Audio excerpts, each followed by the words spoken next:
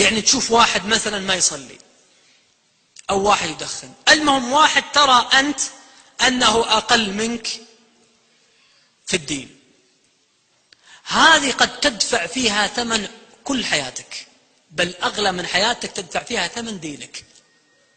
إيش يعني هذا الكلام؟ ردة فعلك حينما تنظر لرجل تظن أنه أقل منك في الدين، أو امرأة تظنين أنك أحسن لبس منها، ردة الفعل والإحساس الداخلي قد تدفع ثمنه إذا ما كان موافق للقرآن. إيش يعني هذا الكلام؟ ماشي ورحت تصلي وشفت واحد ما يصلي، أو المهم من على منكر، ثم أحسست في نفسك في داخل نفسك شوش هذا؟ وش الحالة دي؟ هذا رايح فيها ضايع وصايع، صح؟ نسمعها يا جماعة؟ نسمعها؟ صايع رايح فيها، هذا منتهي وضعه، أنا أحسن منه بمليون مرة، هذا صح؟ انتبه حبيبي الغالي، انتبه. سأعطيك إيش ردة فعلك المفروض تكون بإذن الله من خلال القرآن، لكن انتبه من هذا الخطأ، لأنك الآن رأيت أنك أنت بنفسك من أصلحت نفسك، صح ولا لا؟ وأن هذا أصلا منتهي وأنت أحسن منه. أقسم بالذي لا إله غيره لو كنت من ملائكة الله الذين ليس عليهم ذنب قط ثم قلت هذا الكلام، والله الذي نفسي بيده أن يمر عليك يوم وأنت في نفسك تقع في ذنب وجريمة يعلمك الله أن هذا ما يقع فيها، هذا أحسن منك. لو كنت ملك، كلامي صحيح يا جماعة ولا لا؟ لو كنت ملك ولا أبالغ؟ اللي يرى أني أبالغ يرفع يده يا جماعة. لو أنك ملك، إذن الكل موافق يا جماعة؟ خذ الآية: وإذ قال ربك للملائكة إني جاعل في الأرض خليفة قالوا أتجعل فيها إيش من يفسد؟ يا رب تخلق واحد بيفسد وبيخرب الأرض، ها؟ من يفسد فيها ويسفك الدماء ونحن إيش نسبح بحمدك ونقدس لك.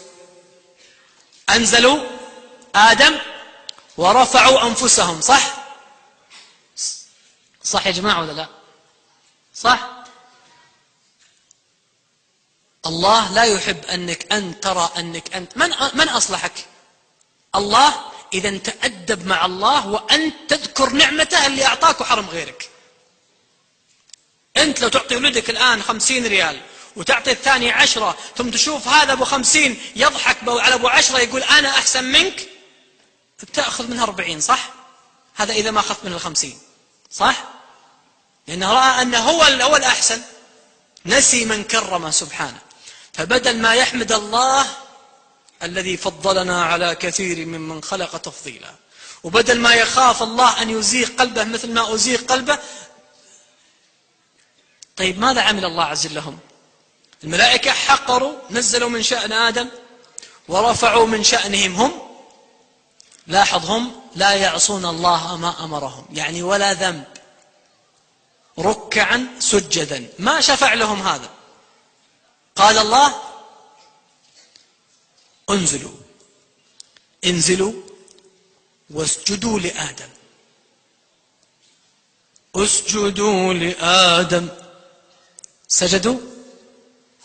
والله سيعلمك الله في يوم من الأيام إن استحقرت أحد أنه أحسن منك وتقع في جريمة أعظم من اللي كنت تستحقره عليها، فتأدب مع الله وقل الحمد لله الذي عافاني، وخف أن الله سبحانه لا يزيغ قلبك بعد إذ هداك. ترى قلبك وقلبه واحد، لكن الله أنعم عليك فتأدب مع الله.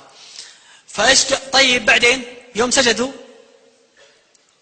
رفع الله آدم قال اسكن أنت وزوجك الجنة والله سيحصل هذا إن استحقرت أحد، سينزلك الله يوم من الأيام منزل ترى أن هذا أحسن منك فيه، فتأدب مع الله.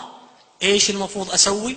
أول ما ترى واحد ترى أنك أحسن منه في الدين، وهذا أعظم شيء، فاحمد الله أولا. 2، اسأل الله جل جلاله أن يثبتك على ما أنت عليه وأن لا يزيغ قلبك. 3، ادعو الله له. 4، أأمره بالمعروف ونهاه عن المنكر رحمة به. واضح يا جماعة؟ 4 أمور إذا صار لك ردة فعل غير هذه والله ستندم.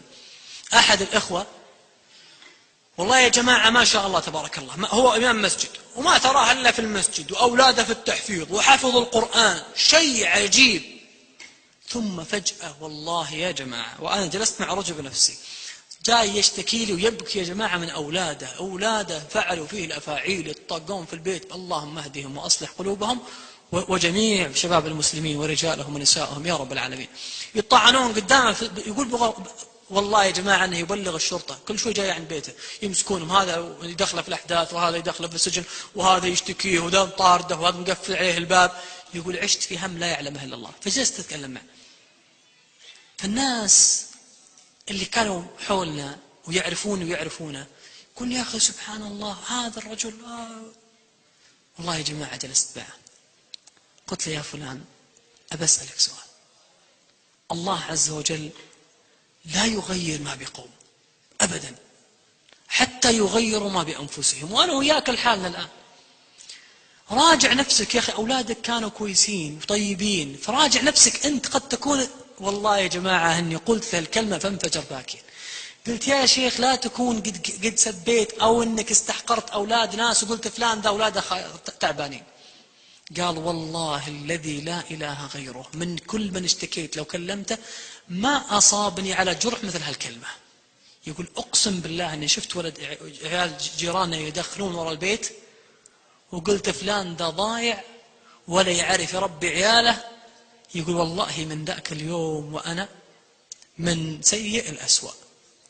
كلمة قد تستحقر فيها أحد لا تهزأ بأخيك فيعافيه الله ويبتليك.